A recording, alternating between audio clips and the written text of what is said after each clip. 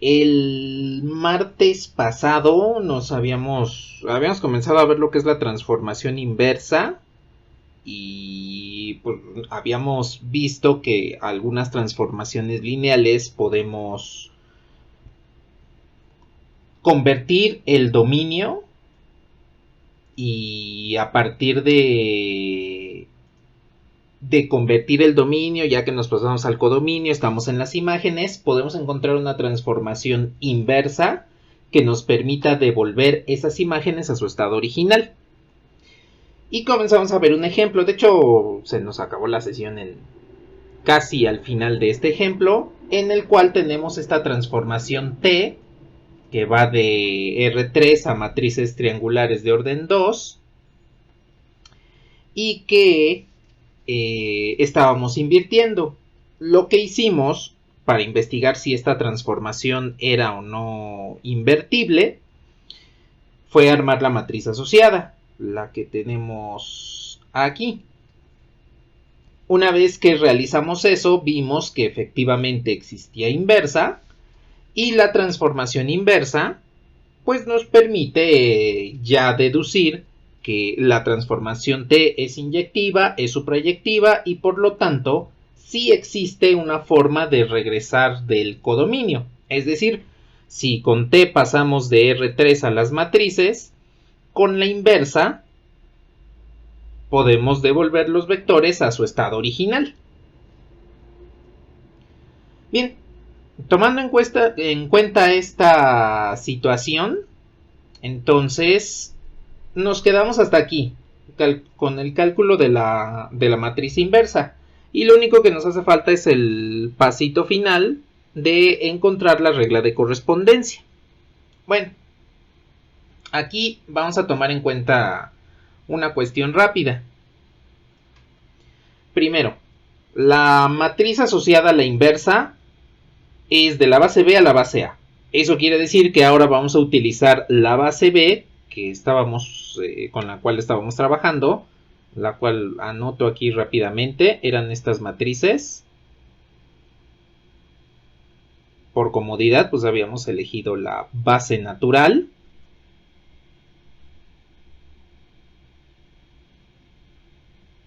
Entonces, eran estas tres matrices. Esa era nuestra base B.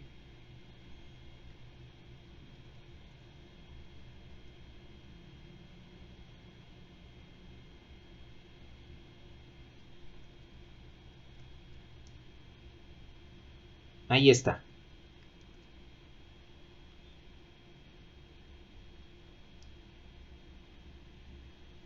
Esta era la base que estábamos trabajando en el codominio. Bien, ya una vez que tenemos recordada lo que es la base B, entonces debemos hacer el cambio de coordenadas. Para hacer el cambio de coordenadas hay que recordar que si tenemos la matriz asociada, en este caso a la transformación inversa, un vector genérico debe ser de coordenadas, un vector de coordenadas genérico en la base B debe ser multiplicado por la matriz asociada y entonces vamos a encontrar la imagen del vector genérico de coordenadas, pero en la base A. Aquí ya estamos hablando que ya tomamos al espacio vectorial de matrices como el dominio, pero el dominio de la inversa, de estas matrices. Ya estamos en el espacio de matrices, entonces debemos tomar en cuenta ese espacio como el dominio de la inversa. Y por consecuencia, para obtener este vector de coordenadas, hay que hacer una combinación lineal. Solo nos faltan dos combinaciones, pero de hecho son las combinaciones más rápidas. ¿Por qué? Si hago la combinación lineal del vector genérico de matrices con la base que tenemos,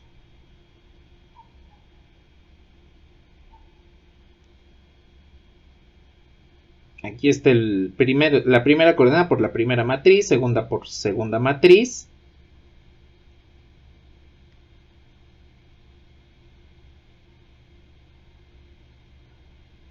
y la tercera por tercera matriz, pues esto va a ser igual a la matriz A, B, 0, C. Entonces, igual que las imágenes que había sucedido en estas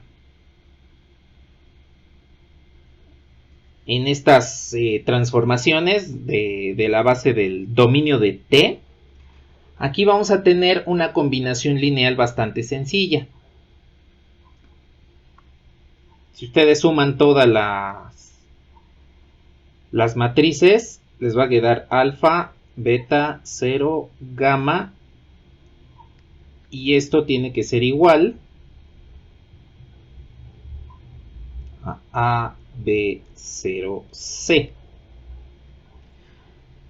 ¿Cuánto deben valer entonces aquí los escalares alfa, beta y gamma?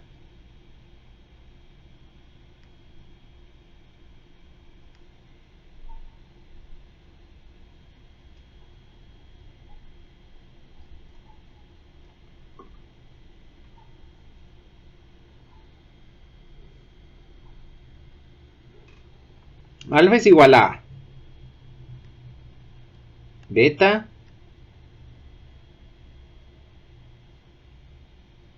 sería igual a B. Y gamma sería C.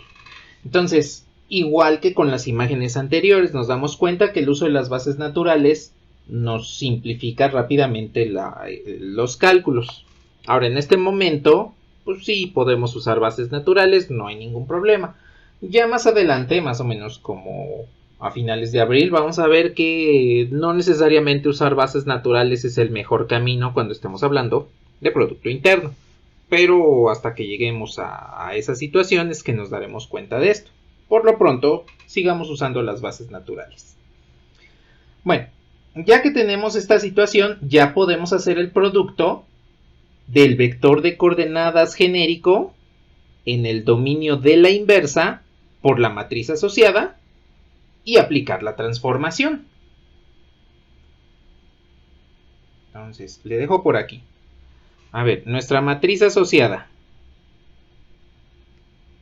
que es más, yo creo que la voy a copiar mejor para no tardarme en escribirla. Aquí tenemos la matriz asociada.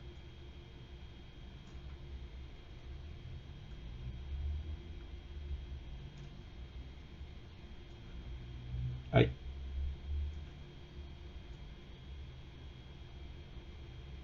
Ahí está. Entonces tenemos la matriz asociada, que al multiplicar por el vector de coordenadas que acabamos de encontrar, que de hecho prácticamente el vector de coordenadas se calculó solo dentro de la combinación lineal, podemos hacer el producto y entonces las coordenadas de la matriz AB0C bajo la transformación inversa vienen siendo A menos B más C, primera coordenada, A más B menos C, segunda coordenada, y menos A más B más C. Lo que viene siendo el producto de este renglón por esta columna, este renglón por esta columna y este renglón por esta columna. Aquí ya tenemos de inicio la transformación inversa hecha. Solo nos hace falta obtener la regla de correspondencia. Solo que esa regla de correspondencia ahora tiene que hacer uso de la base A. Porque recuerden que estas son coordenadas, son solamente ubicaciones. No son como tal los vectores. Entonces, lo último que debemos realizar es una combinación lineal con la base del codominio de la inversa. Y entonces ya tendríamos la regla de correspondencia de la inversa. ¿Hasta aquí tienen algún comentario? ¿Qué pasó, Emilio?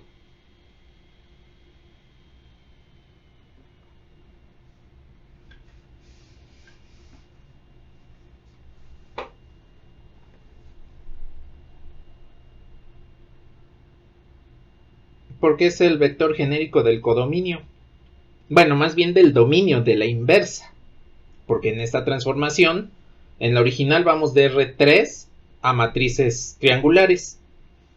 Y en la inversa vamos al revés, de matrices triangulares a R3. Entonces necesitamos, para sacar la regla de correspondencia, que es la imagen genérica, necesitamos el vector genérico de ese espacio vectorial dominio de la inversa, que son las matrices. Ni nada. ¿Algo más?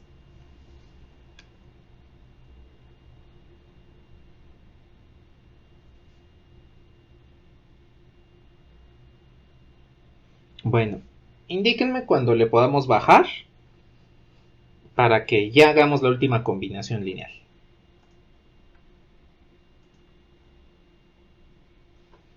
¿Qué pasó, Mitzi?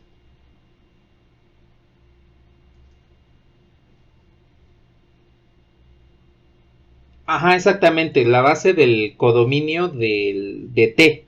En este caso B, la que tenemos por acá. No hay nada.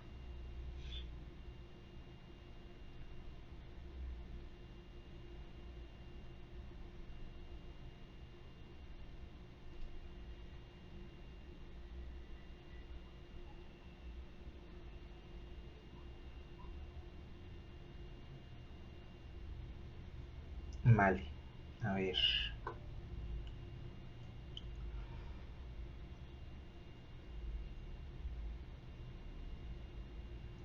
Le dejo por aquí. Y ahora, ya que hicimos el producto por la matriz asociada, ya estamos de vuelta en R3. Entonces, vamos a hacer la combinación lineal con la base A. Aquí recordando que la base A es la base canónica.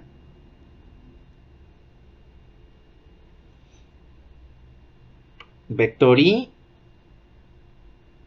Vector J. Y vector K. Aquí tenemos la base canónica. Y entonces la primera coordenada,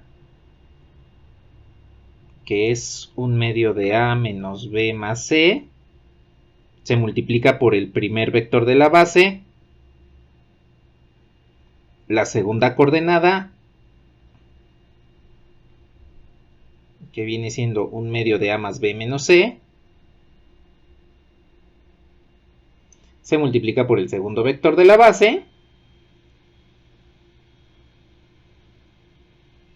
Y la tercera coordenada, un medio menos A más B más C, se multiplica por el tercer vector de la base.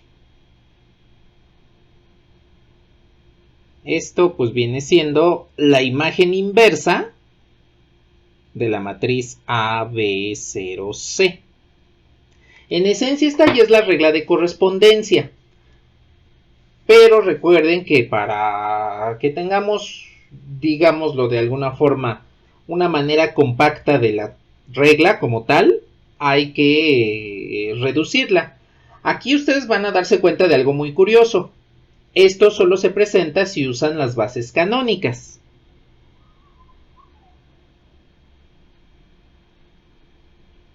La inversa de la matriz AB0C viene siendo un medio. El medio lo voy a dejar hasta afuera, porque pues, es este medio, pues, que quede factorizado hasta afuera. Este por 1, que sería la primera componente, A menos B más C. Este por 1 en la segunda componente, A más B menos C. Y este por 1 en la tercera componente, que sería menos A más B más C. ¿Qué es lo que observan de esta regla de correspondencia? Justo con lo que tienen aquí en la pantalla.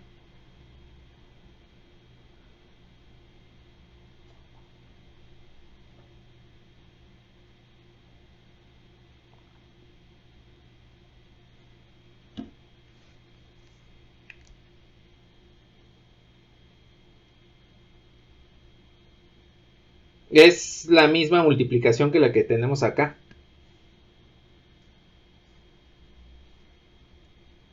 Y eso solo es posible si usan bases canónicas. Si usan cualquier otra base no les va a devolver lo mismo.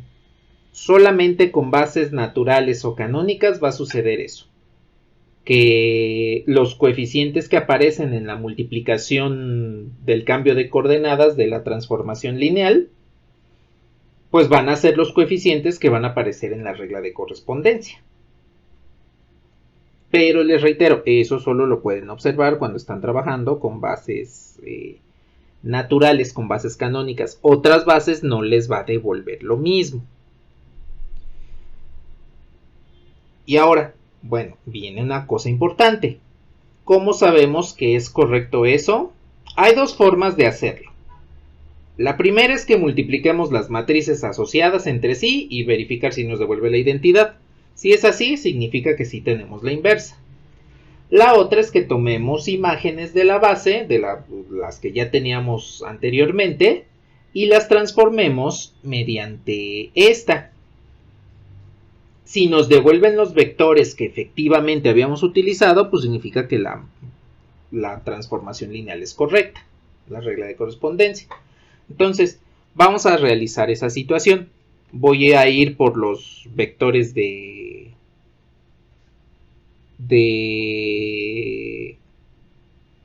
la base y vamos a ver si efectivamente esta es nuestra regla de correspondencia de la inversa. Nada más indíquenme cuando le podamos mover.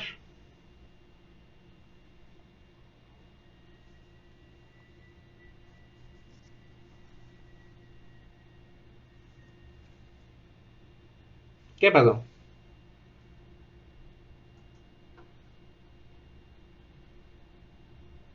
Ajá, sí, exactamente.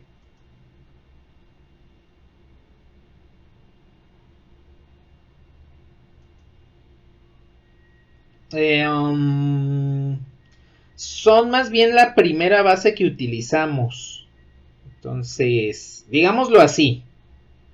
Con T primero usamos esta base y después usamos la base B. Con T inversa, entonces hacemos lo contrario. Vamos precisamente en sentido inverso. Primero usamos esta base y después, la última multiplicación, usamos la base A. Entonces vamos en sentido contrario, digámoslo así.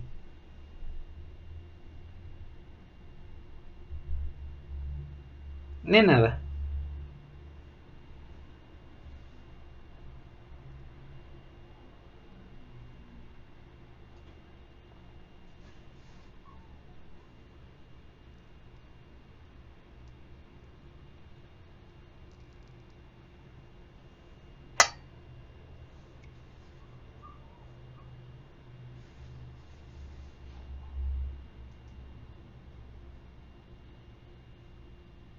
Vale, pues, a ver, veamos. Voy a copiar estas. Y en esencia tendríamos que verificar las tres, porque si se verifican las tres, se verifica toda la inversa. Pero nada más vamos a verificar con una. A ver. Voy a tomar, por ejemplo, esta. La segunda matriz. A ver, evaluemos la regla de correspondencia. Calculemos T inversa de 1, 1, 0, 0. En este caso, A vale 1, B vale 1. Entonces,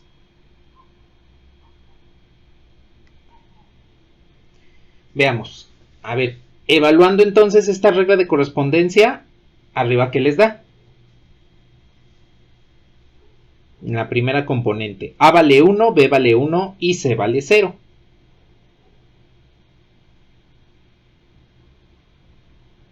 Cero. Evaluando la segunda componente, A vale 1, B vale 1, C vale 0. 2. Y la última componente, A vale 1, B vale 1, C vale 0. 0. Y pues aquí pueden observar que después de multiplicar por un medio, obtenemos de vuelta el vector del que partimos.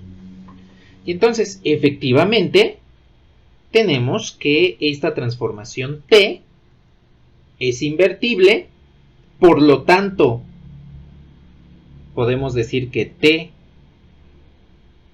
es un isomorfismo, porque esa fue la pregunta inicial, y en consecuencia existe la transformación lineal inversa.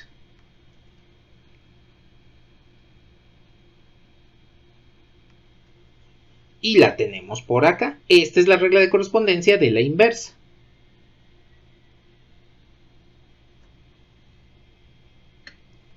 ¿Hasta aquí tienen algún comentario?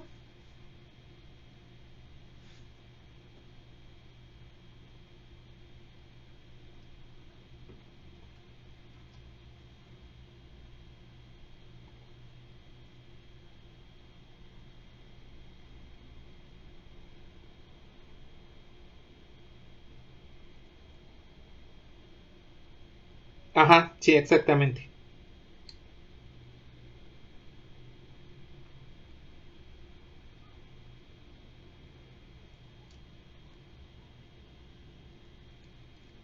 Esta, ¿no? Sí, sí, exactamente. Esa fue la última combinación lineal.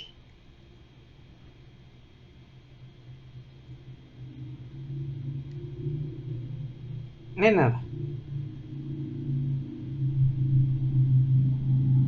¿Algo más que deseen comentar?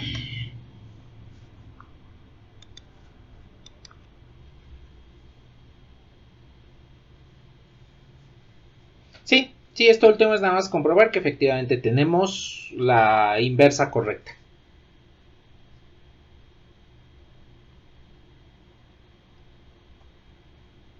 ¿Qué pasó?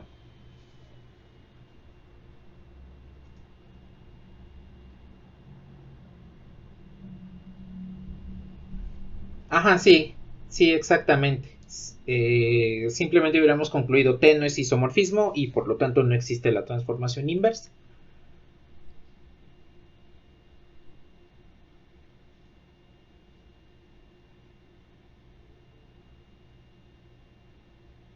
Ajá, sí, exactamente, nada más. De hecho, ni siquiera hubiésemos calculado la inversa con calcular el determinante para verificar si es igual o diferente de cero. Con eso ya podemos asegurar que es si es o no un isomorfismo.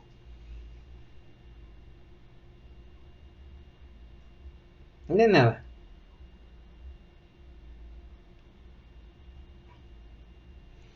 Indíquenme cuando le pueda mover para que veamos un siguiente ejemplo de inversa, que este lo vamos a resolver por dos formas. Lo vamos a resolver de la misma manera que lo hicimos aquí y lo vamos a resolver por medio de imágenes. Vamos a ver que por las dos formas nos va a quedar exactamente igual.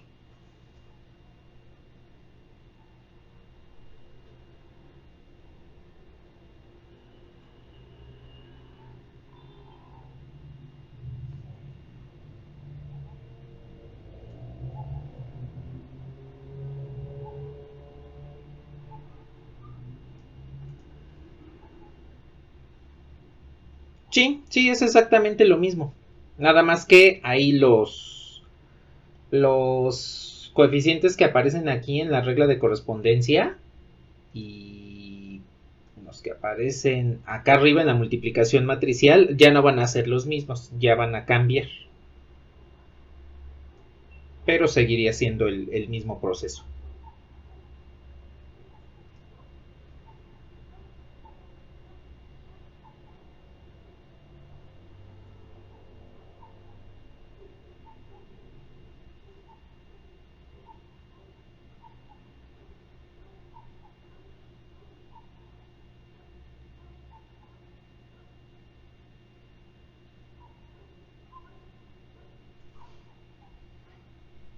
Vale, pues a ver, veamos.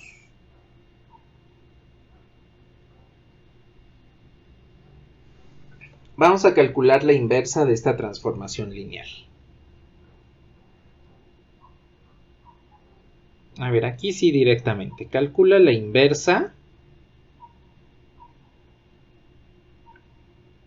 de, vamos a decir que es una transformación lineal f que va de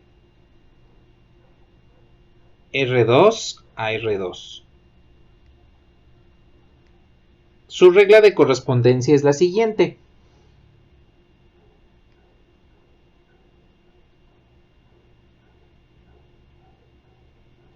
F de XY va a ser igual a 3x menos y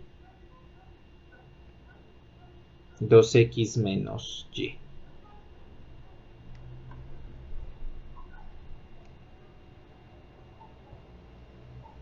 Ahí está. Esa es la regla de correspondencia de nuestra transformación lineal. Bueno, a ver. ¿Cómo lo vamos a calcular? Lo vamos a hacer primero de la forma que acabamos de realizar. Y después lo vamos a hacer utilizando imágenes. Y utilizando esas imágenes nos vamos a dar cuenta que también podemos calcular la inversa. Bien, entonces aquí no hay ningún problema con que utilicemos la misma base tanto en dominio como en codominio, porque observen que para esta transformación lineal R2 es tanto el dominio como el codominio. Es decir, es una transformación lineal que convierte los vectores de R2 en otros vectores de R2. ¿Cómo los convierte? Pues no nos interesa por el momento cómo los convierte o qué es lo que les está haciendo. Lo que nos interesa es saber si podemos revertir ese cambio. Bien. A ver, voy a utilizar la base canónica. Vamos a nombrarla C en este caso.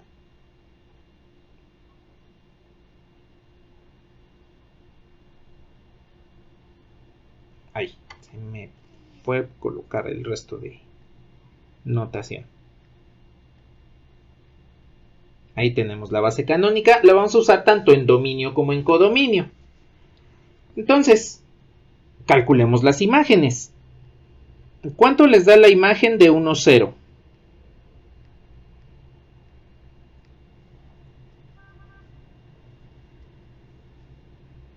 3 y 2. Ahí está. ¿Cuánto les da la imagen de 0, 1?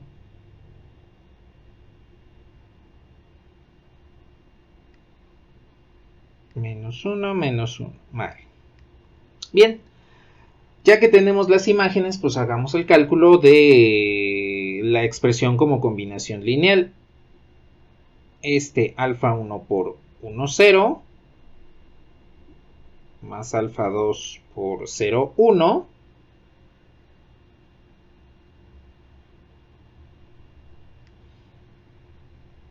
Para esta, pues beta 1 por 1, 0.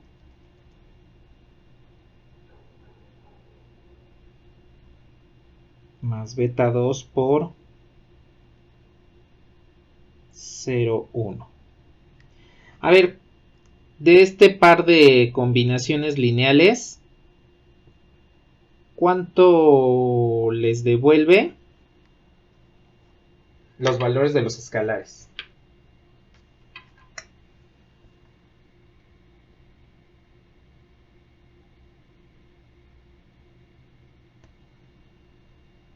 Sí, exactamente.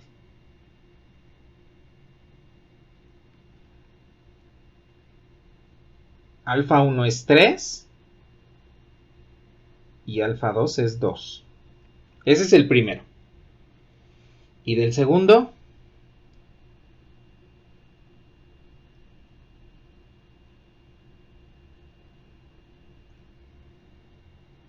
Menos 1 los dos. Beta 1 es menos 1 y beta 2 es menos 1 también.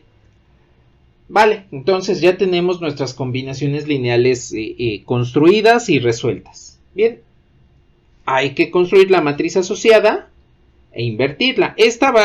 La inversión va a ser un poquito más rápida debido a que esta es una matriz de 2×2. Entonces, indíquenme cuando le podamos mover para que calculemos para que construyamos la matriz asociada y calculemos la inversa.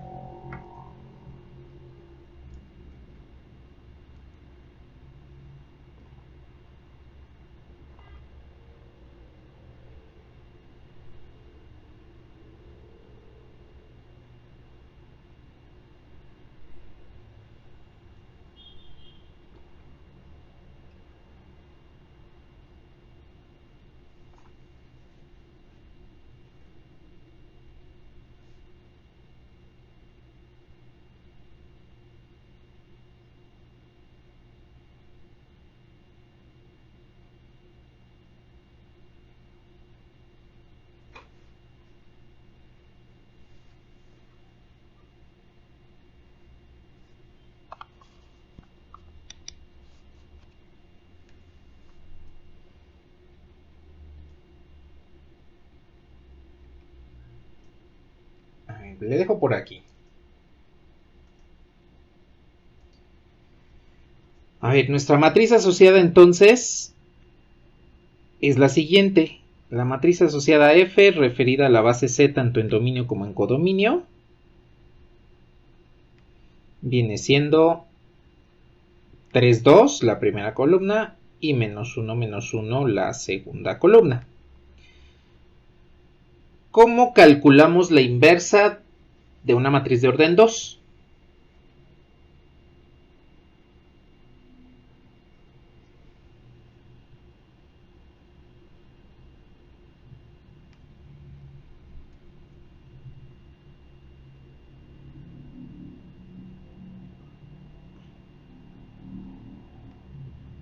Uno entre el determinante, exactamente. A ver, calculemos entonces el determinante. Este por este nos da menos 3. Menos este por este, que es menos 2. Entonces este sería menos 1. Menos 3 más 2, pues es menos 1.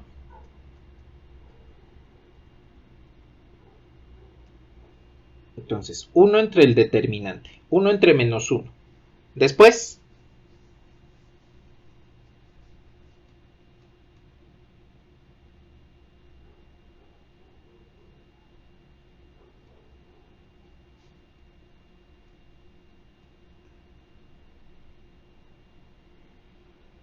¿así?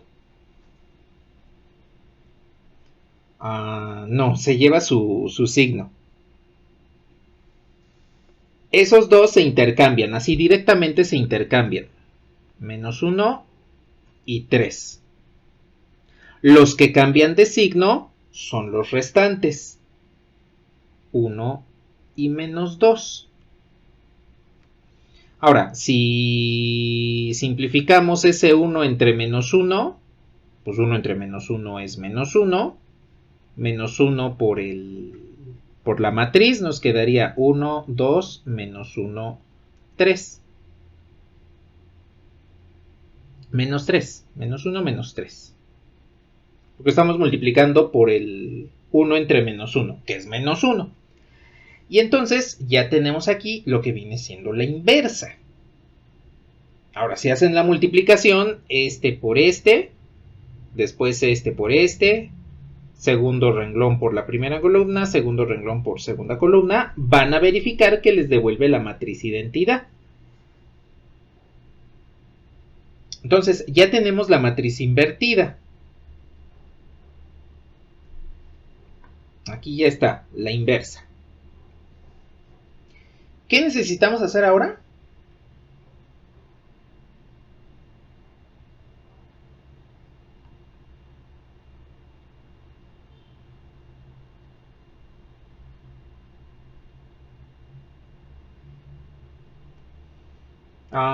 ¿Cuáles imágenes?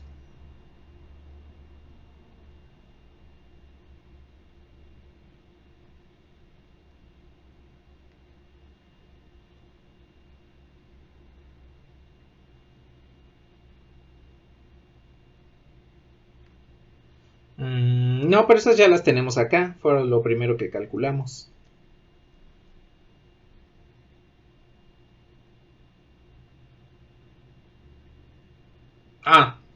Vale, sí.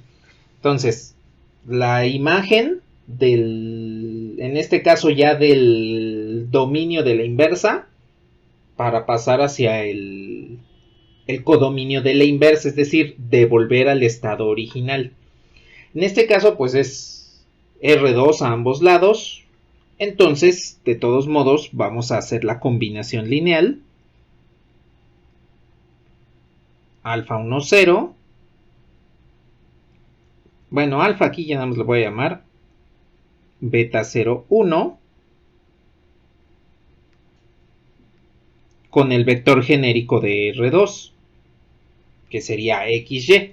Aquí nada más una cuestión importante. Este también es calcular esta imagen, que lo vamos a hacer mediante el producto matricial. Pero aquí es la imagen de un vector genérico, porque ya vamos a calcular la regla de correspondencia, entonces forzosamente tiene que ser la imagen de un vector genérico. A ver, de esta combinación lineal, díganme cuánto vale alfa.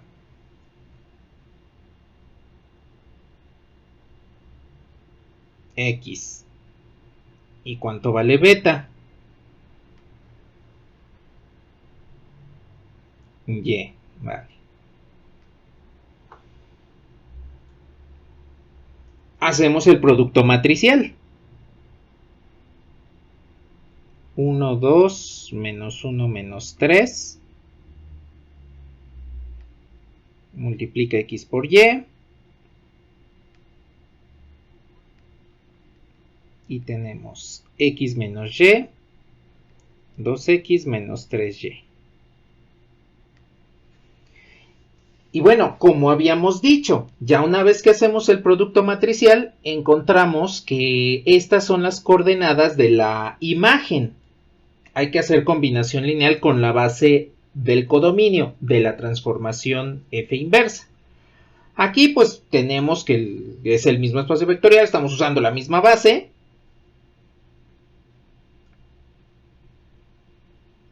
Y la última combinación lineal sería X menos Y por el primer vector de la base,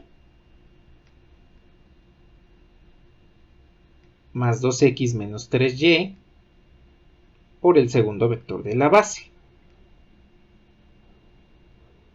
Esto ya nos devuelve la inversa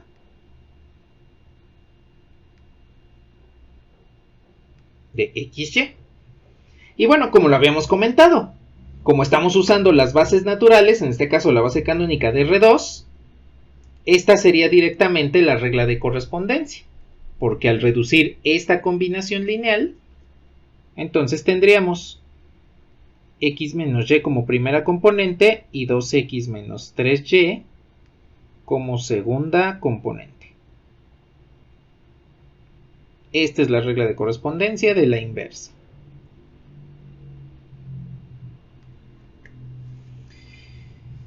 Y pues listo, ya tenemos entonces la inversa.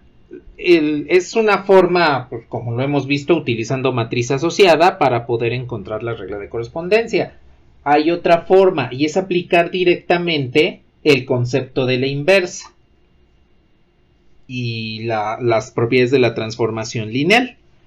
Lo vamos a ver a continuación, porque habrá momentos en los cuales uno es más conveniente que el otro. En este caso, como tenemos la regla de correspondencia de F, de la transformación original, nos conviene calcular la matriz asociada. Pero en el dado caso que no sea así, entonces podemos recurrir a este segundo método que vamos a ver. ¿Algún comentario hasta aquí?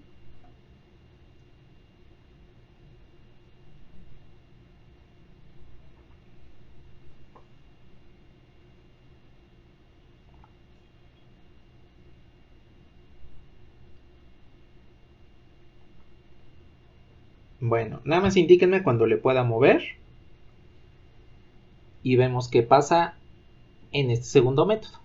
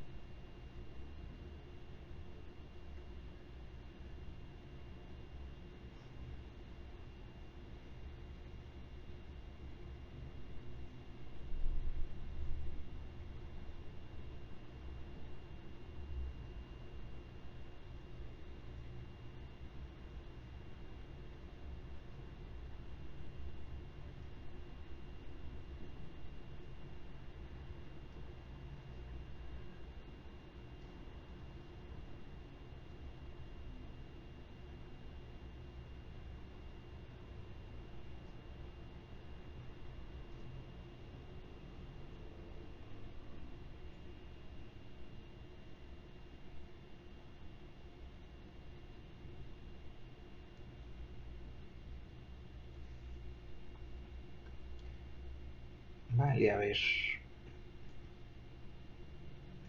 Voy a tomar estas.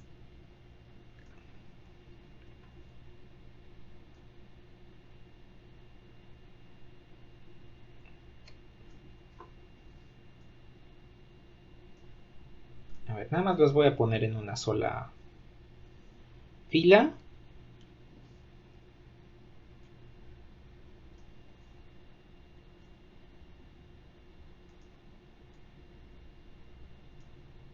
Y supongamos lo siguiente, supongamos que no tenemos regla de correspondencia.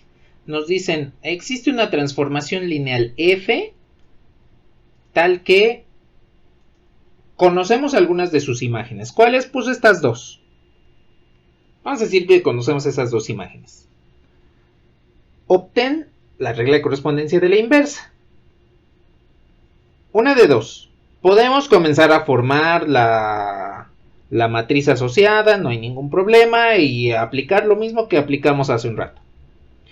Pero también podemos aplicar lo siguiente, sobre todo cuando aquí y acá no tenemos las bases naturales, no tenemos la base canónica, suponiendo que tuviésemos f de 3, 4 y f de menos 2, 1. Suponiendo que tuviésemos esas imágenes, lo que vamos a ver a continuación nos ayuda de mejor forma en lugar de estar calculando lo que viene siendo la matriz asociada, calculando todas las combinaciones lineales, que son 4 combinaciones lineales. Aquí nada más vamos a calcular una. Bien. Lo que vamos a hacer es esto. Recordemos lo siguiente. F con posición F inversa me devuelve la identidad. Eso quiere decir que si a F la evalúo con la inversa de un vector U, pues voy a tener el propio vector U. Y eso sucede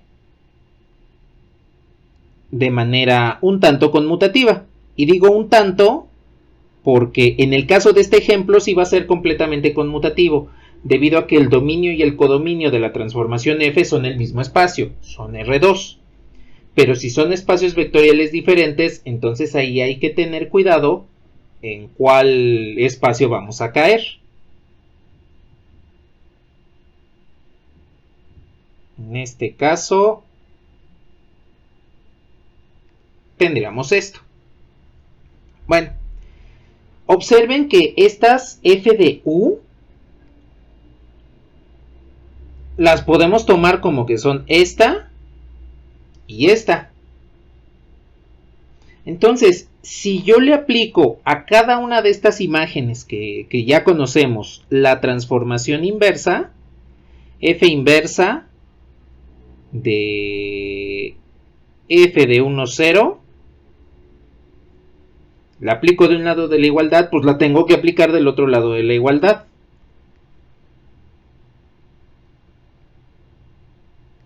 F inversa de 3, 2.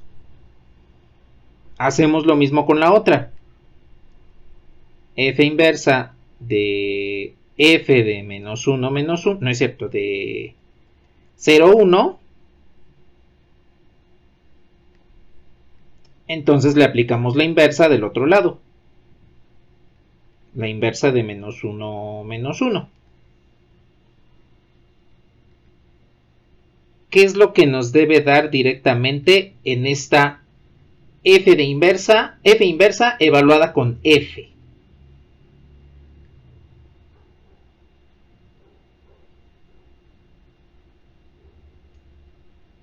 El mismo vector. Entonces, esta nos quedaría 1, 0 es igual a la inversa de 3, 2. Y por el otro lado,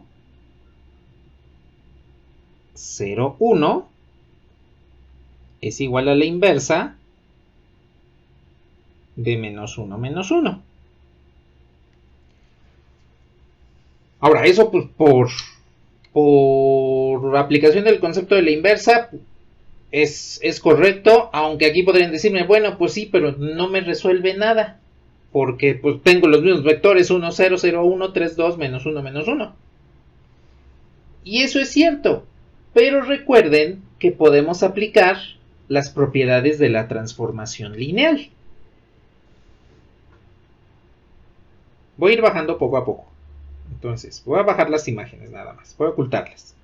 Recuerden que las propiedades de la transformación lineal me dicen lo siguiente. Lo voy a poner en términos de f inversa. A ver, imaginen que yo tengo al vector v1, alfa 1 v1 más alfa 2 v2. Es la combinación lineal en el dominio de la inversa. Esto me tiene que devolver el vector v. Le aplico la transformación inversa. Como es una transformación lineal, pues entonces los escalares pueden salir de la transformación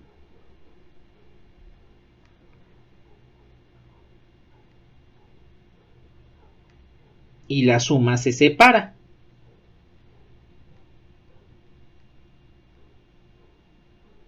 Y entonces aquí ustedes pueden observar que mediante este planteamiento solamente vamos a resolver una combinación lineal. En lugar de resolver dos para formar la matriz asociada, uno para hacer el cambio de coordenadas y otra más para multiplicar por la base del codominio de la inversa, pues aquí nada más hacemos una combinación lineal en el dominio de la inversa a partir de estas imágenes y de los vectores que están generando esas imágenes.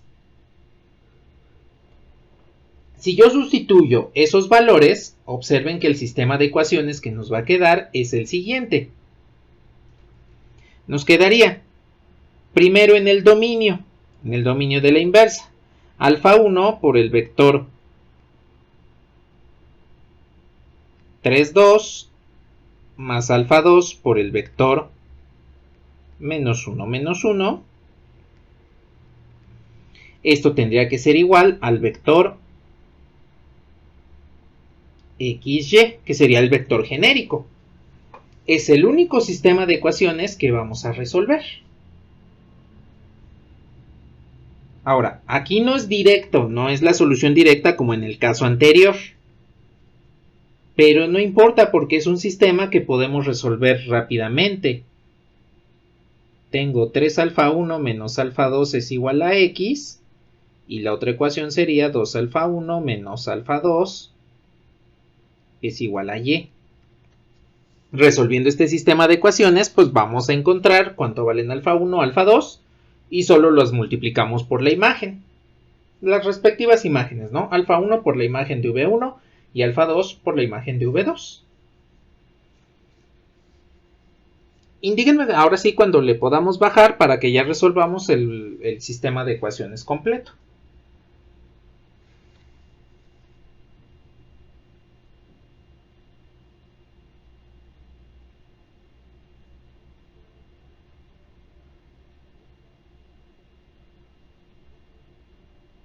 Es una combinación lineal nada más.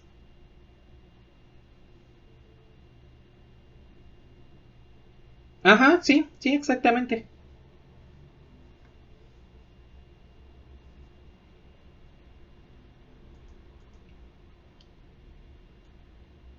Aquí voy a quitar esto, porque parece que continúa la f, pero es f a la menos 1.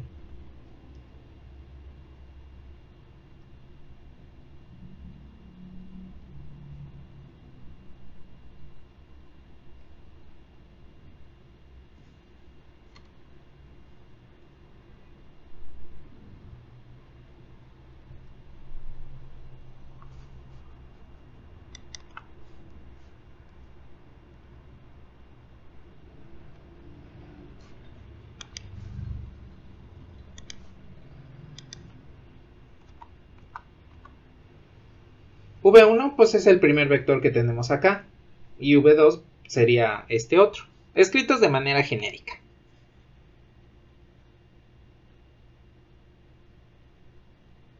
De nada.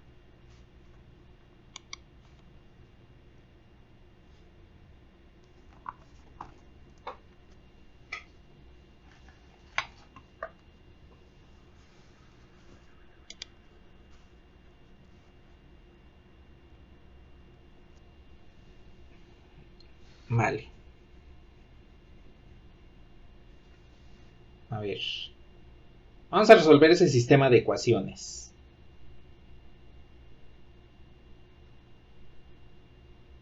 Ahí le voy a dejar. Y vamos a hacer lo siguiente. Vamos a restar las ecuaciones.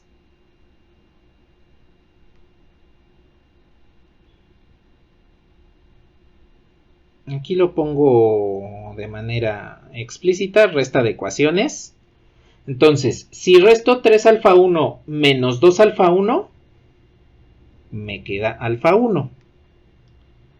Si resto menos alfa 2 menos alfa 2, pues me queda 0 en alfa 2.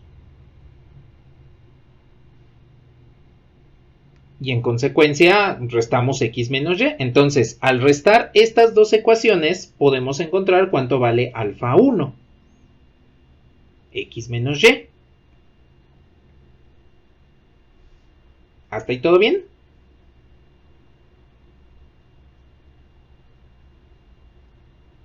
Vale.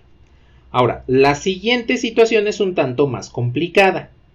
Porque lo que vamos a hacer es lo siguiente.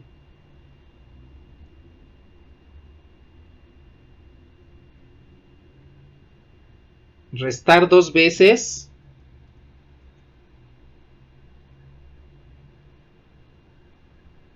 la primera ecuación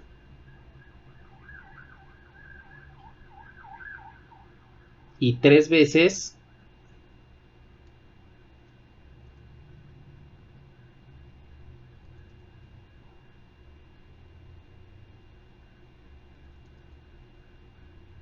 ay, ya no me deja escribir. Ahí está.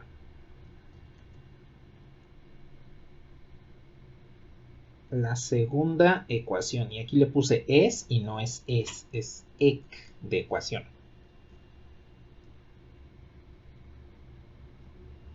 Entonces vamos a restar 2 veces la primera ecuación y 3 veces la segunda ecuación. A ver, multiplico por 2 la primera ecuación. Me queda 6 alfa 1 menos 2 alfa 2 es igual a 2x. Multiplico por 3 la segunda ecuación. 6 alfa 1 menos 3 alfa 2 es igual a 3x. Y restamos. A ver, restamos las ecuaciones. Estas se simplifican. Ah, cierto. Ahí le puse 3x y es 3y.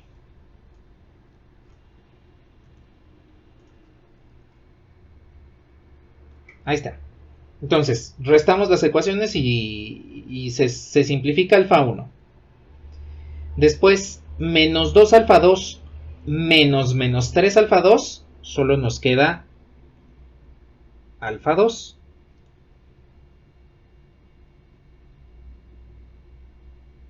Y por acá nos queda 2x menos 3y. Y ya resolvimos nuestro sistema de ecuaciones. Entonces, este valor de alfa 1 vendría siendo este, x menos y, lo voy a escribir por acá. X menos y por la primera imagen, 3, 2. Ah, bueno, pero antes. Déjenme, aquí le dejo un espacio. 3, 2. El segundo escalar vendría siendo este. Entonces, más 2x menos 3y por el segundo vector, que es menos 1. Y esto tendría que ser igual a xy. Aquí dejé espacios y en un momento van a ver por qué. Ya tenemos resuelto el sistema.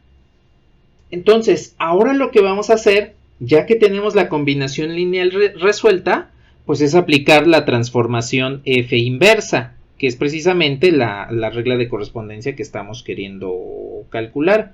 F inversa, F inversa. Y pues ya tenemos las imágenes. ¿Cuál es la imagen de 3, 2 bajo F inversa?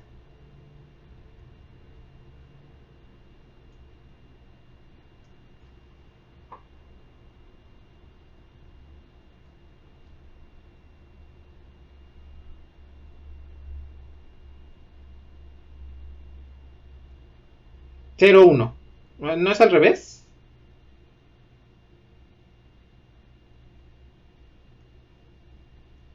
A ver, entonces la primera imagen viene siendo 1, 0. 1, 0 por X menos Y. Más, ¿cuál es la imagen de menos 1 bajo la inversa?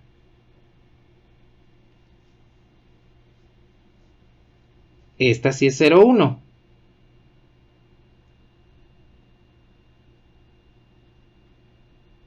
F inversa de XY. Y vean que ya tenemos esta combinación lineal, que es la de acá. Esta. Bueno, déjenme la copio completa.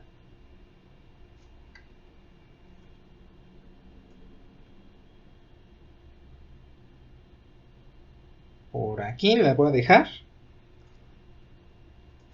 Observen que es exactamente la misma combinación lineal.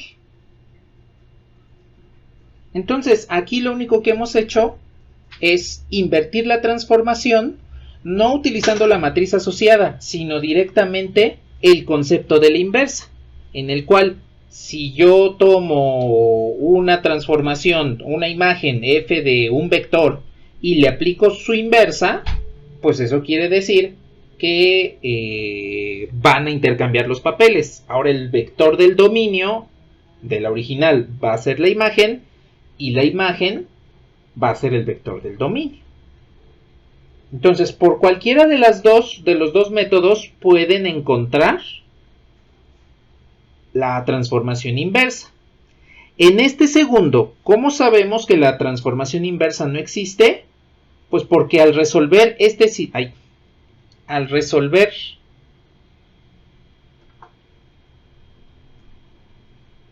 sistema de ecuaciones, no va a haber solución. Va a ser un sistema incompatible. Al momento de encontrar ese sistema incompatible, nos vamos a dar cuenta de que no va a existir la inversa. Lo que vendría siendo el renglón de ceros al momento del escalonamiento. Y pues bueno, cualquiera de los dos métodos que ustedes quieran aplicar, pues es correcto, no hay ningún problema. De todos modos les va a arrojar exactamente el mismo valor, la misma regla de correspondencia.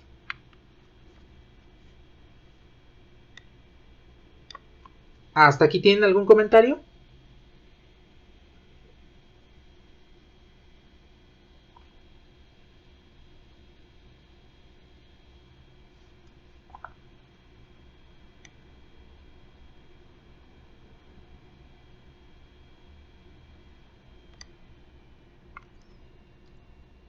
Ahí habría dependencia lineal. Y al haber dependencia lineal quiere decir que tenemos más vectores de los que necesitamos, más imágenes de las que nos ayudan a generar la regla de correspondencia. Y por lo tanto, pues podríamos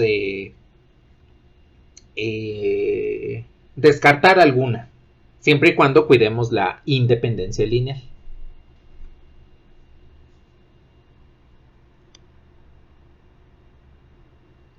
De nada.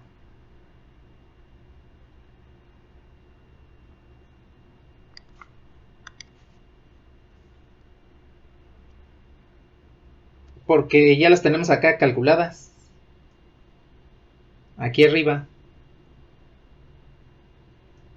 Serían estas que vienen de estas.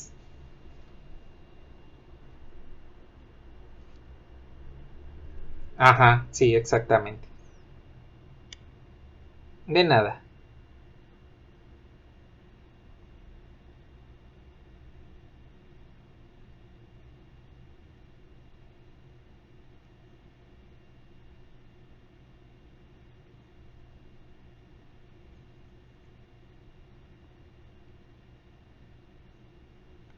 Bueno, ¿algo más que deseen comentar?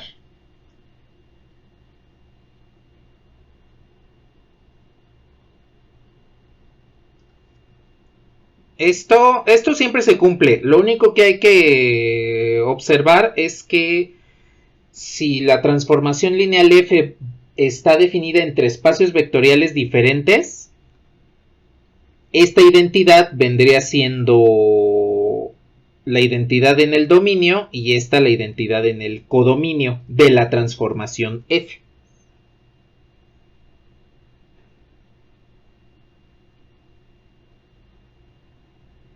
De nada.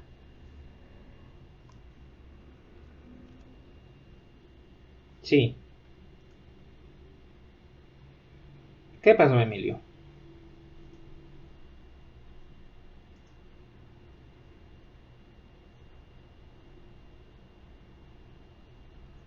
Este es más efectivo cuando no conocemos la regla de correspondencia, es decir, que nada más conocemos imágenes, o cuando la matriz, bueno, no la matriz asociada, o cuando estamos utilizando bases diferentes a la canónica o a las naturales.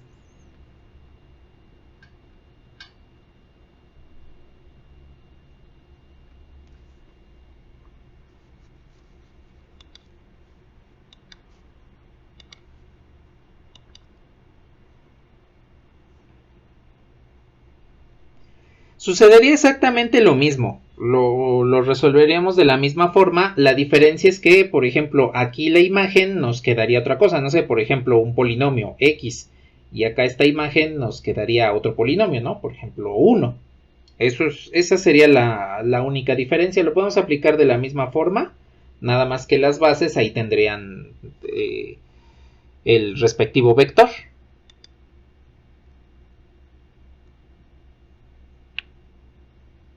De nada.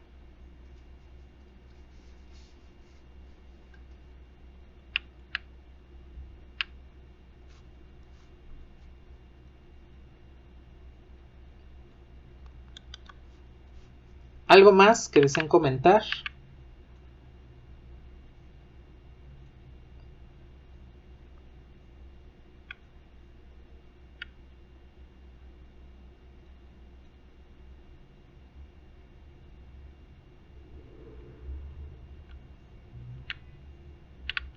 Vale, pues. Bueno, pues vamos a dejar el tema de la transformación inversa por el momento. Y vamos a comenzar a ver lo que es el penúltimo tema de este, bueno, subtema, el penúltimo subtema de transformaciones lineales, que es el de efectos geométricos de las transformaciones. A ver, indíquenme si ya les puedo borrar.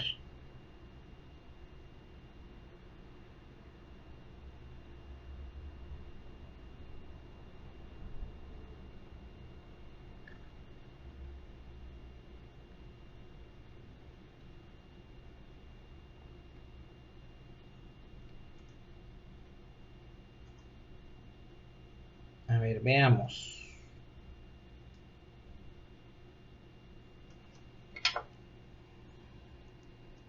Esto es los efectos geométricos.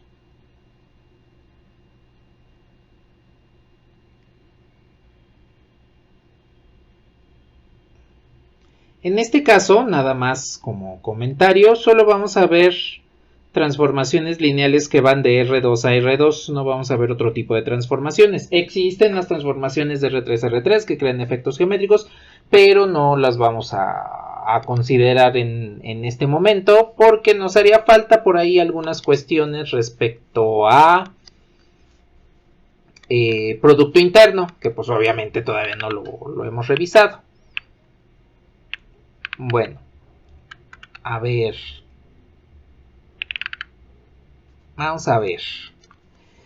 Dentro de los efectos geométricos hay varios.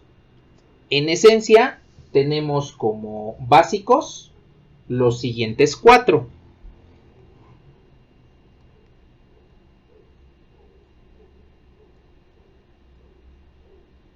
escalamiento,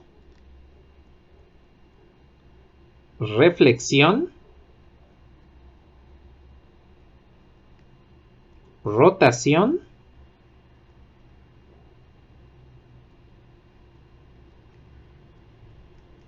y simetría. Entonces, básicamente tenemos esos como efectos geométricos, son, digámoslo así, como los más básicos.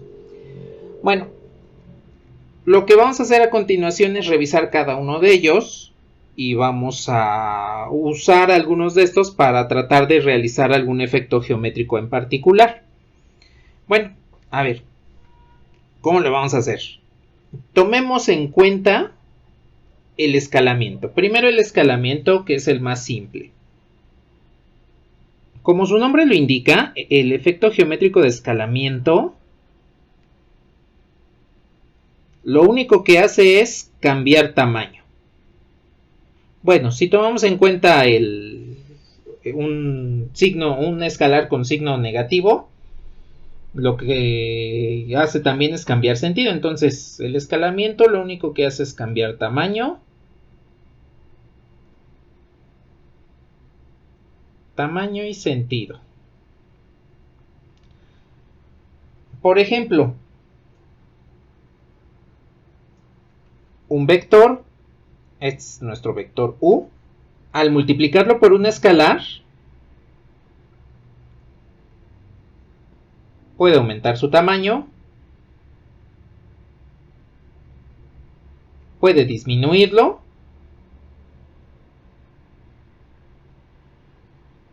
o puede cambiarlo de sentido.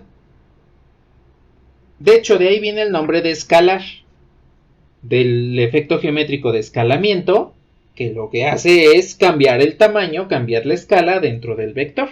En lugar de tener su magnitud original, pues tiene una magnitud diferente, mayor, menor, o incluso puede cambiar el sentido. Entonces, el efecto de escalamiento no es algo muy complicado de observar directamente con los vectores. De hecho, lo hemos platicado en el primer tema. En el segundo tema de espacios vectoriales lo comentamos rápidamente, y probablemente en cálculo y geometría analítica también lo analizaron en algún momento dado. Ahora, ¿qué sucede, por ejemplo, cuando hacemos una reflexión? ¿Qué quiere decir reflejar?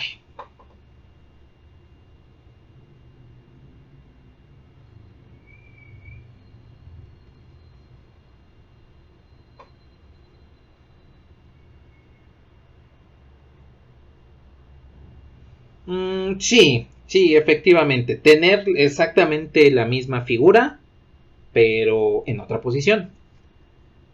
Sí, ¿qué más?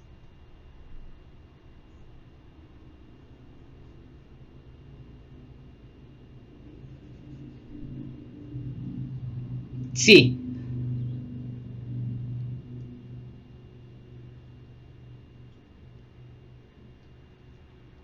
sí, exactamente. Que esté en las mismas posiciones de uno y otro lado. Específicamente esa situación de la recta identidad tiene que ver más con la simetría, porque a final de cuentas necesitamos una referencia, que aquí le vamos a ver como cualquier recta, no necesariamente la identidad. Y en el caso de la reflexión, vamos a hacerlo directamente sobre un sistema de coordenadas. A ver, díganme si les puedo mover esto.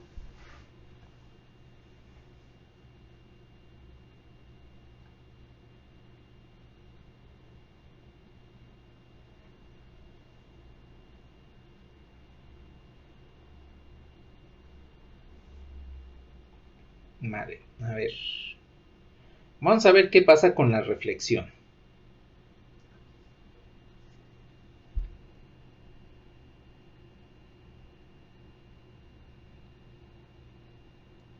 Tengo aquí la reflexión. Voy a decir que tengo un sistema coordenado X, Y. Y aquí tengo un vector U, componentes x, y. A ver, si yo quiero reflejar este vector u sobre el eje x, ¿qué es lo que tengo que hacer?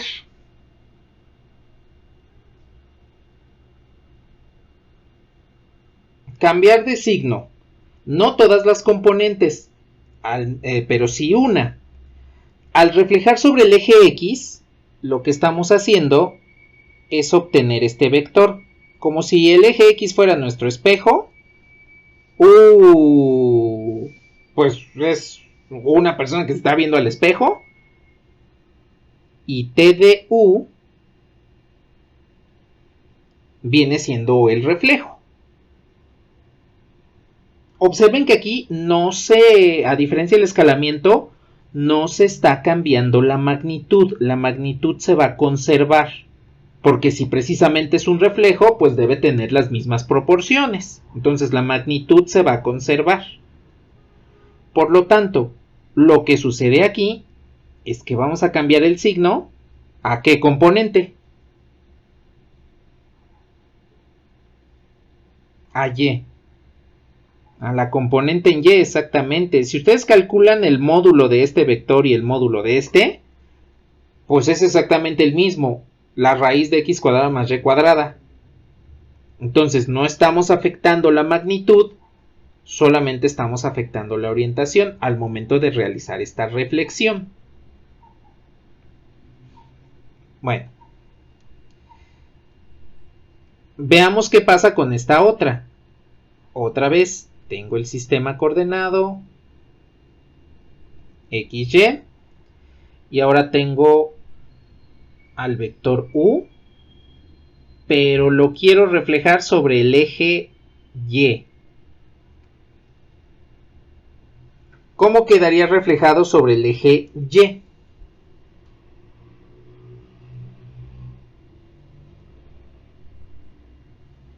Como si fuese una V, exactamente, de este lado. Nuevamente, no estamos alterando la magnitud. Debemos conservar las mismas proporciones. Entonces, esta reflexión T de U, ¿cómo nos quedaría? Menos XY. En este caso la componente en X es la que cambiaría de signo. Y entonces ya tendríamos una reflexión sobre el eje Y. Guarda las mismas proporciones. Estos dos vectores tienen el mismo módulo. Y pues en consecuencia lo único que va a cambiar es una componente, el signo de una componente. Y pues aquí tenemos las reflexiones sobre los ejes coordenados. Bueno. Nos hace falta una reflexión más. Y es una reflexión sobre el origen. Vamos a pintarla por aquí abajo. Aquí tenemos el sistema coordenado X, Y. Y si tenemos por aquí el vector U,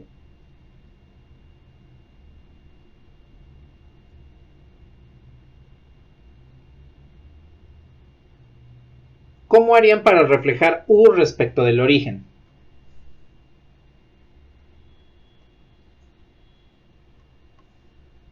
Aquí sería cambiar los dos signos y la razón es muy simple, porque haríamos primero una reflexión sobre el eje Y, cambiaría a X, y por último haríamos una reflexión sobre el eje X, cambiaría a Y.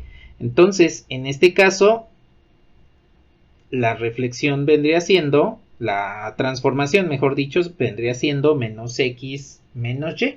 Aquí cambiaríamos directamente las dos componentes. Y de todos modos estamos reflejando, en este caso no sobre un eje coordenado, pero sí sobre un punto. Menos X menos Y. Y ya tenemos esa reflexión. De hecho, si ustedes se dan cuenta, el hablar de reflexiones, aquí nada más nos hace cambiar de signos algunas o todas las componentes. Pero en esencia lo que estamos haciendo es calcular el simétrico de un punto, de un vector respecto de algo, un eje coordenado o un punto en el caso del origen. Entonces la reflexión En esencia es la simetría respecto de alguna de los elementos de referencia del sistema coordenado, ya sea el eje X, el eje Y o el origen.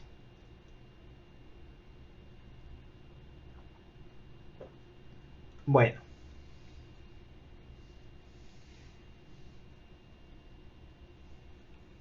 ¿Hasta aquí tienen algún comentario?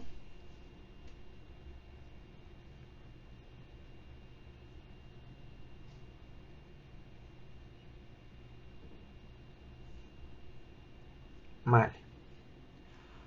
Ahora, déjenme regreso un poco aquí arriba. Dentro de los 4 efectos básicos geométricos que causan las transformaciones lineales tenemos la rotación. Pero primero vamos a ver la simetría antes de ver la rotación. Porque probablemente en cálculo y geometría analítica resolvieron algún ejemplo, ya sea en álgebra vectorial o en recta y plano, que les decía: obtén el punto simétrico respecto a esta recta. Entonces, lo que vamos a hacer es encontrar cuál es la transformación general para poder establecer el simétrico respecto de cualquier recta. Solo que aquí les comento, debe ser una recta que contenga el origen, al menos aquí, porque recuerden que esto es álgebra lineal. Entonces, si no contiene el origen, pues no va a ser lineal. Necesitamos forzosamente que la recta pase por el origen. Lo vamos a hacer con una recta genérica. No vamos a hacer más cuestiones. Bueno. Indíquenme cuando le pueda bajar.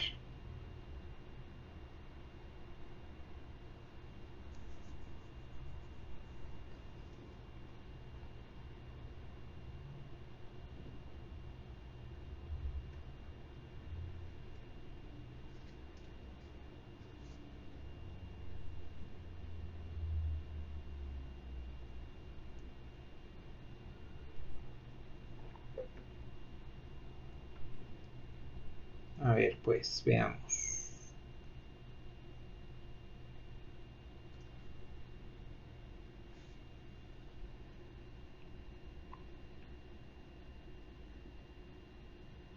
Simetría. Para la simetría voy a poner una recta de esta forma. Vamos a decir que esta es la recta y igual a mx. Y lo que quiero, supongamos que aquí está el origen. Lo pongo un poquito más centrado por ahí. Supongamos que ese es el origen y aquí tengo un vector u. Lo que queremos calcular es el simétrico. Digamos que ese es el simétrico. T de u. Bueno, no me quedó muy simétrico, a ver.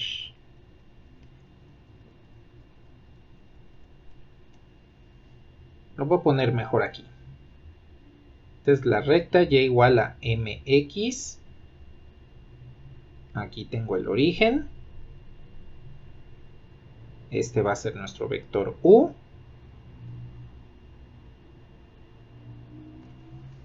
Y el simétrico debe estar más o menos por aquí. Ay, me queda muy chueco.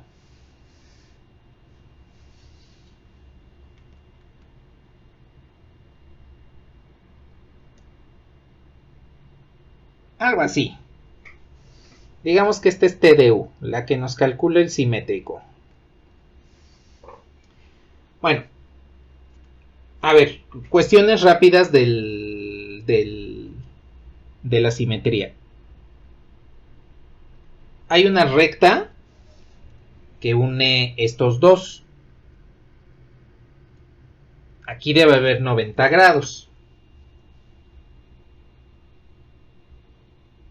Este que estoy aquí remarcando en color amarillo vendría siendo un vector distancia d. Y este que también estoy marcando en amarillo vendría siendo el vector distancia menos d. ¿Por qué los pongo con signo contrario? Pues porque estos dos vectores tienen la misma magnitud, sí, pero van en sentido contrario. D está apuntando hacia el simétrico y menos D tendría que estar apuntando hacia U. Bien, observen que se forma un triángulo rectángulo. ¿Cómo obtendrían este cateto del triángulo rectángulo?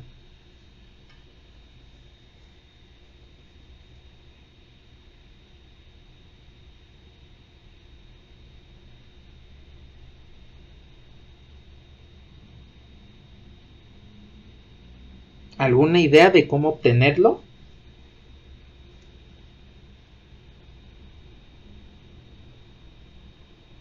No hay valores. Aquí todo es general.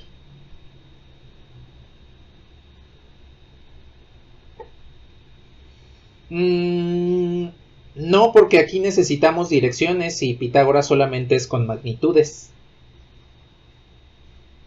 Aquí necesitamos forzosamente usar álgebra vectorial. ¿Se acuerdan por álgebra vectorial? ¿Sí? ¿Qué pasó?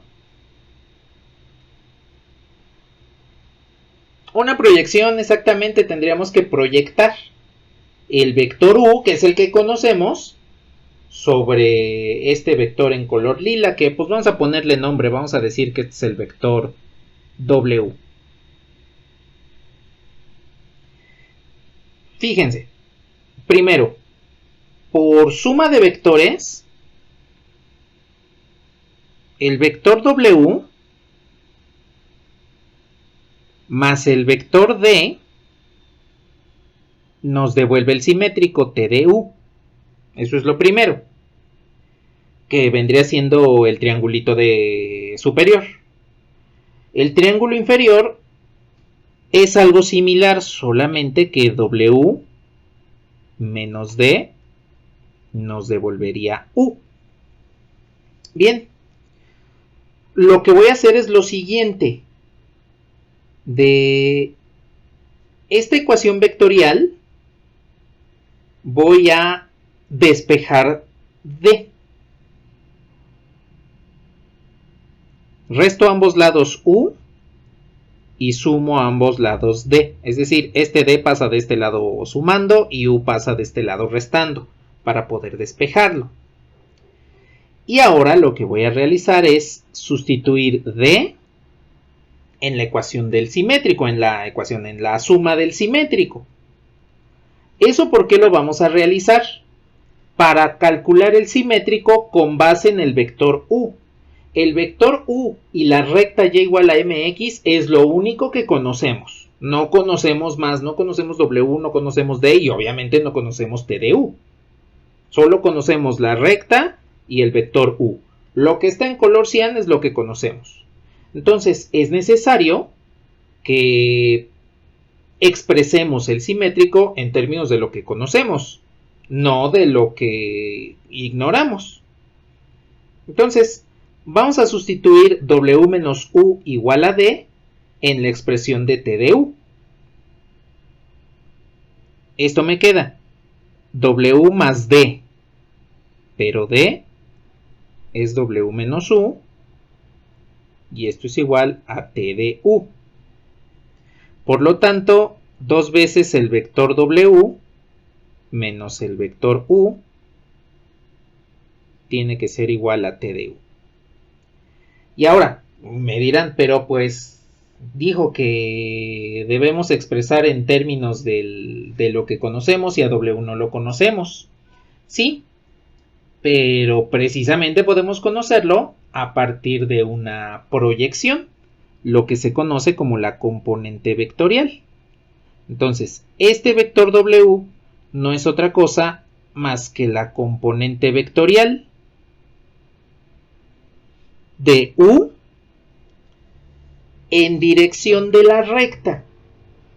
Pero ahora, una cuestión interesante es ¿cómo proyecto un vector sobre una recta? Pues uso el vector director. La recta tiene un vector director, llamémosle V. Entonces, el vector u que yo conozco puedo proyectarlo sobre la recta v a partir de su vector director. Y aquí viene una pregunta. ¿Cómo obtienen el vector director de una recta y igual a mx?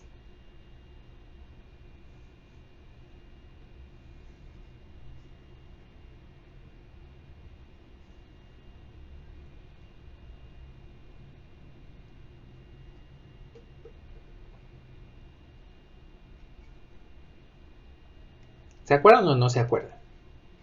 Porque eso es de cálculo y geometría analítica, es de hace un semestre.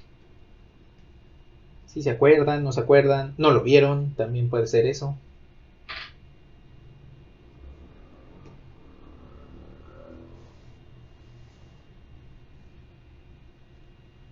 Bueno, es algo muy simple. Aquí sí quiero que tomen en consideración que es algo bastante simple. Recuerden que sus rectas pues siempre tienen esta forma. Y igual a mx.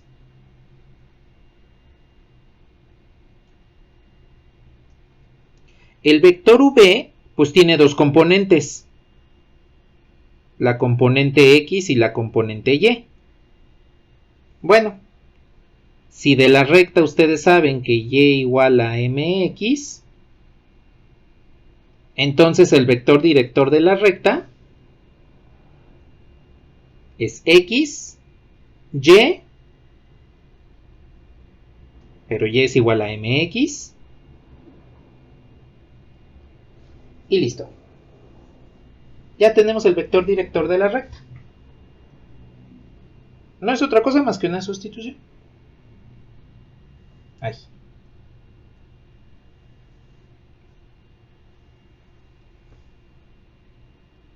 Ay, ya le di donde no era. Ahí está. A ver, hasta aquí. ¿Algún comentario? Ya más o menos se acordaron cómo calcular este vector director de la recta. O bueno, también puede ser que, como les digo, tal vez nunca lo vieron.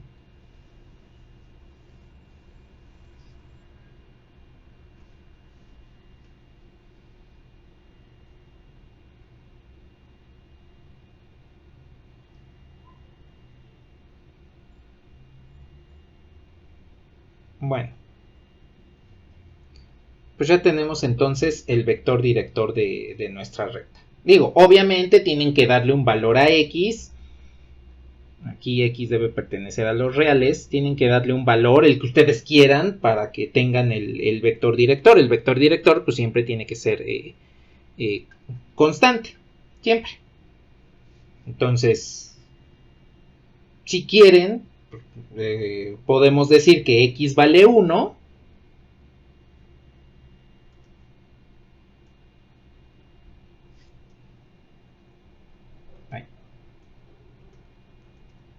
Podemos decir que x vale 1.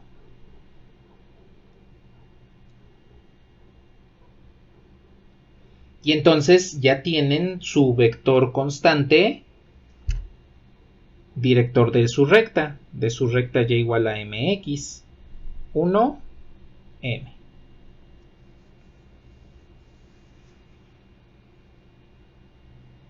Y pues pueden utilizar ese vector para cualquier recta, la que quieran.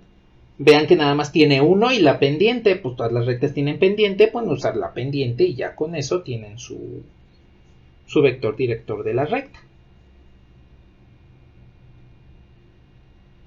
Y entonces, conocemos u, conocemos v a través de la recta, y por lo tanto lo único que hacemos es la componente vectorial.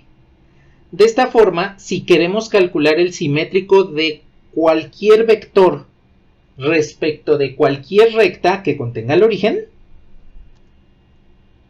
lo único que hacemos es aplicar esta formulita. El simétrico es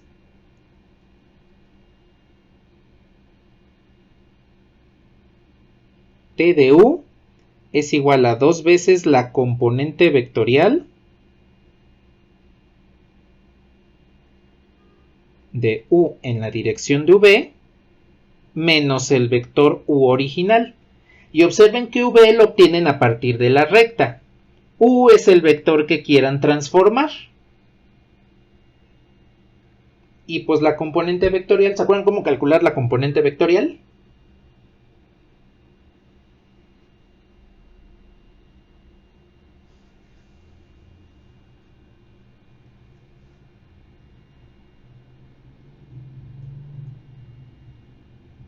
Bueno, a ver, la componente vectorial la calculan así. Lo vamos a ver más adelante en producto interno, porque esto tiene que ver con producto interno. Entonces lo vamos a generalizar en el siguiente tema. La componente vectorial es u punto v dividido entre v punto v en dirección del vector v.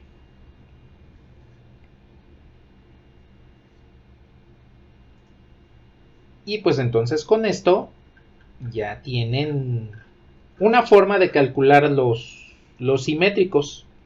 De hecho, si en algún momento en cálculo y geometría analítica tuvieron que resolver, ya sea de tarea o de examen, obtén el simétrico de este punto respecto a la recta, pues nada más era aplicar esto. Aunque en cálculo y geometría analítica puede ser cualquier recta, no necesariamente alguna que pase por el origen. Entonces lo único que habría que hacer es sumar el punto base de la recta. Y ya con eso tenemos lo que viene siendo el simétrico de cualquier punto. Porque lo único que hacemos sería desplazarlo del origen. Y lo desplazamos respecto de ese punto que contiene la recta.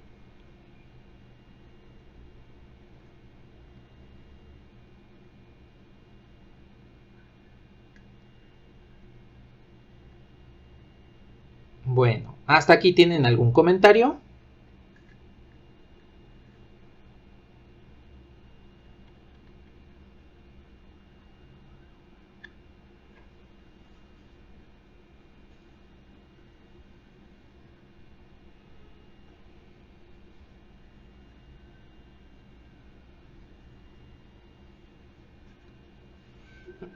Ajá, sí, sí, exactamente. Que nos devuelva directamente el simétrico. Incluso si no lo conocemos. Si conocemos nada más U y la recta sobre la cual queremos sacar el simétrico, con esto podemos calcularlo.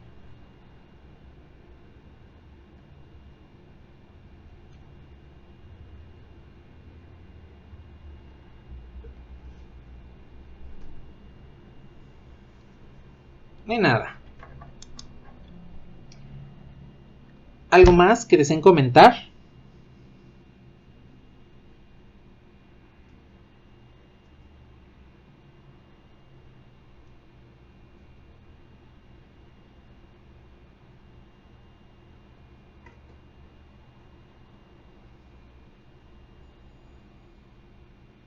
Bueno, pues por último, ya para cerrar la sesión del día de hoy, vamos a ver el efecto geométrico de la rotación.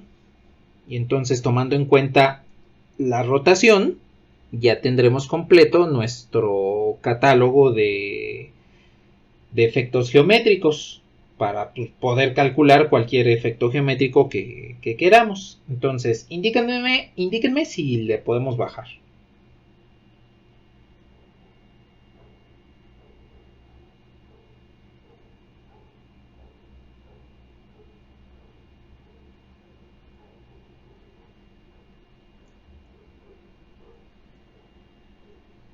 Mal.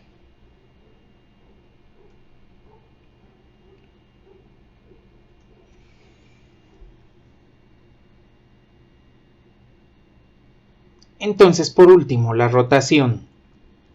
Voy a poner dos sistemas coordenados para indicar rotación. XY. Ah, y antes de que se me olvide,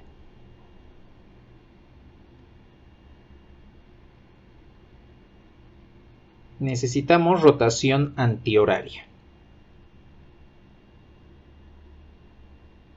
Y la razón de que sea antihoraria es por la convención de medir ángulos, porque recuerden que los ángulos siempre los medimos a partir de la parte positiva del eje X.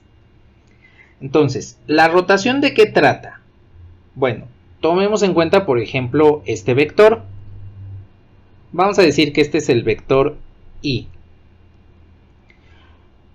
Tomemos en cuenta también el vector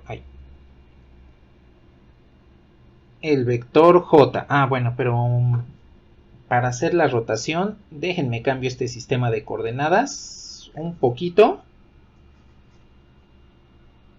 porque lo voy a necesitar de mejor forma así.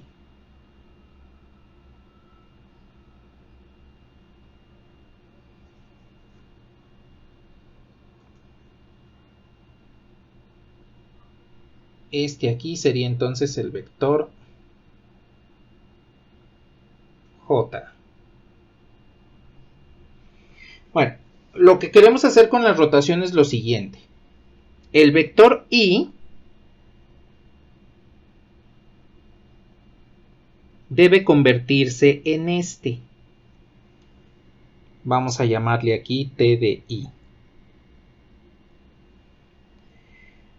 Y esa situación lo que va a hacer es que se forme un ángulo. La rotación va a ser un ángulo. Al mismo tiempo que rotamos I, debemos rotar J. Esta vendría siendo T de J. Ambos están rotados el mismo ángulo. Este ángulo que le llamaríamos Φ es este mismo ángulo Φ.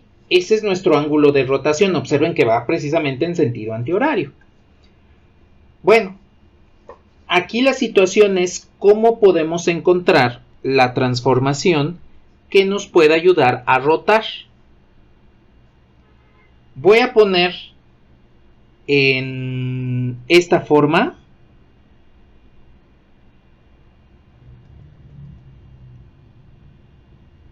la imagen, aunque no me queda bien dibujada, de esta forma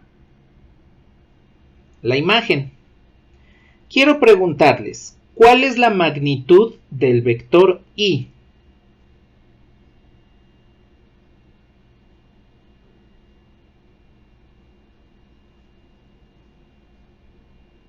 No, ese es el vector. ¿Cuánto? 1. La magnitud del vector Y es 1. Cuando hacemos una rotación, ¿alteramos la magnitud de un vector? No, no se altera. Lo único que alteramos es la orientación, hacia dónde va dirigido, pero no la alteramos. Eso quiere decir que este vector que tengo por acá abajo, que es el vector T de I, sigue manteniendo su magnitud 1. Ahora, ustedes pueden observar que podemos formar un triángulo rectángulo, así tal cual como lo manejan en números complejos. Y bueno, tengo aquí un ángulo. Este es el ángulo Φ. ¿Cuánto debe valer el cateto adyacente en este triángulo rectángulo?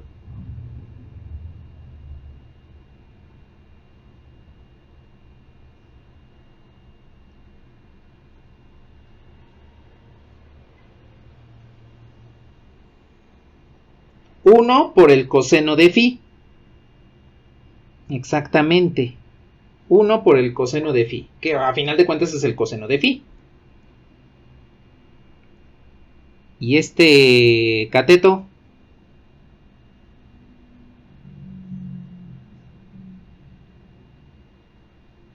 ahí sería el seno, sería 1 por el seno de Φ, entonces este cateto mide el seno de Φ. Pues vean que ya encontramos la imagen de T de I.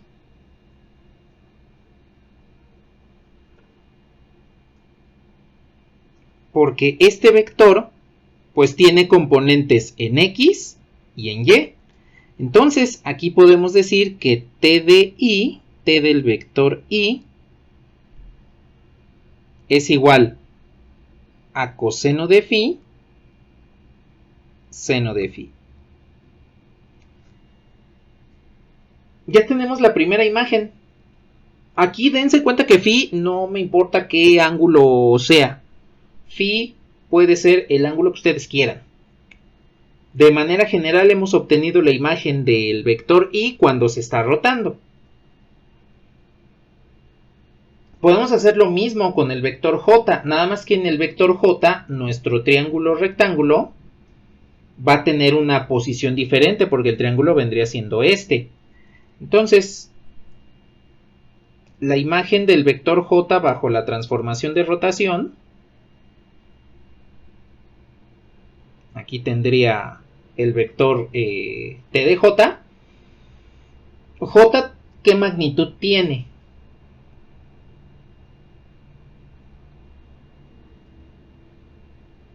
Uno también tiene magnitud 1, también es un vector unitario y entonces al rotarlo, pues no lo vamos a afectar, no vamos a afectar esa magnitud.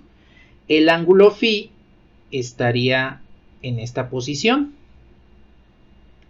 Entonces, a ver, este cateto superior, ¿qué magnitud tendría?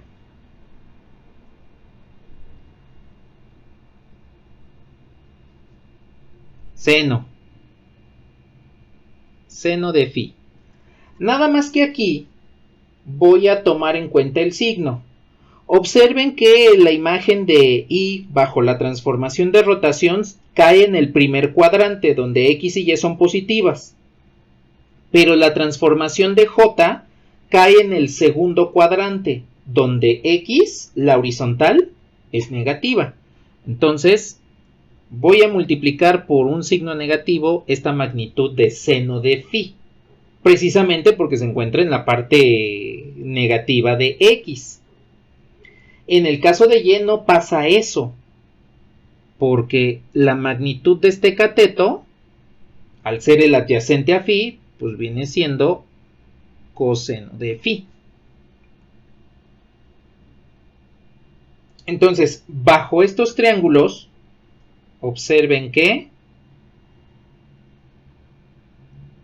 la imagen del vector J bajo la transformación de rotación, pues viene siendo menos el seno de phi, coseno de phi. Y fíjense que ya tenemos las imágenes. Ya sabemos cómo hacer una rotación. T de I es coseno de phi, seno de phi. T de J es menos seno de phi, coseno de phi. No importa el ángulo que ustedes indiquen. Puede ser de 0 a 360 grados. Pueden tomarlo también en radianes. De todos modos, les va a ayudar a realizar la rotación. Lo que vamos a hacer por último, ya para cerrar la sesión del día de hoy, es probar esta transformación lineal con un vector en particular. Lo vamos a hacer en GeoGebra. Entonces, indíquenme cuándo le pueda bajar.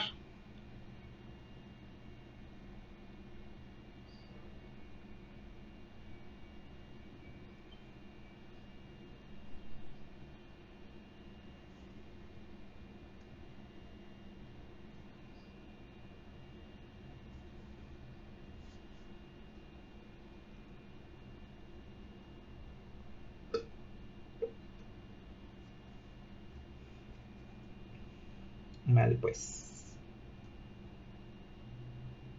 Le dejo por aquí. Nada más para terminar de encontrar la regla de correspondencia.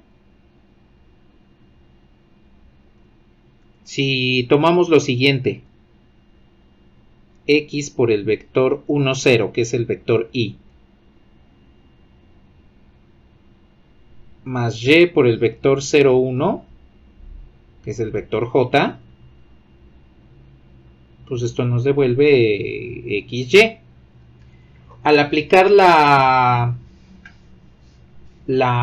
transformación, tendríamos X por T de 1, 0 más y por t de 0, 1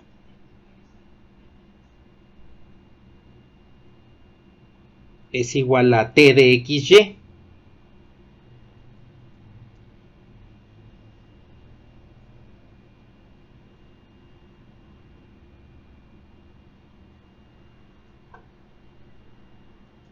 Y ya una vez que tenemos eso, podemos sustituir las imágenes y simplificar. Es decir, esta imagen va a estar aquí en t de 1 y esta otra imagen va a estar multiplicando a t de 0, 1. Bueno, la primera es t de 1, 0 y la segunda es t de 0, 1. Bueno, si aplicamos la multiplicación por el escalar y la suma, entonces la regla de correspondencia para realizar la rotación de cualquier vector vendría siendo esta: x coseno de phi menos y seno de phi, x seno de phi más y coseno de phi. Y entonces con esta transformación ustedes pueden rotar cualquier vector del espacio R2 en cualquier ángulo. Phi pues puede estar entre 0 y 2 pi radianes. Lo dejo en radianes. 0 y 360 grados.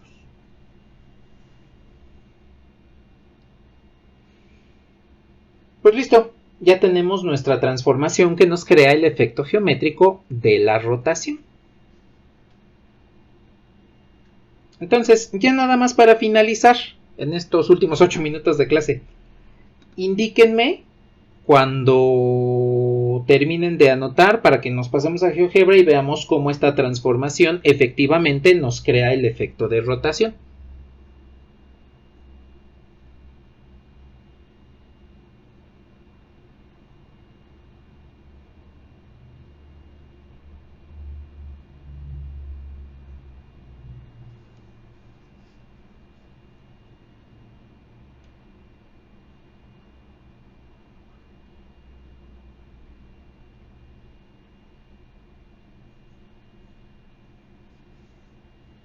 Vale, entonces, a ver, rápidamente.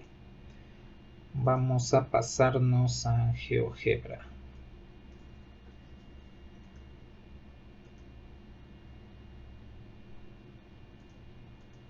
Indíquenme cuando ya puedan verlo.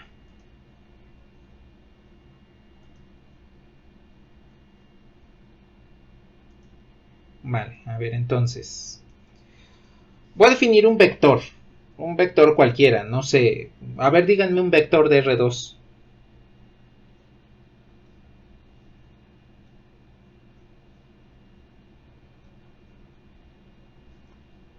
2, 5.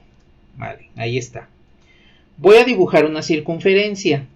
La circunferencia x cuadrada más y cuadrada igual a 29.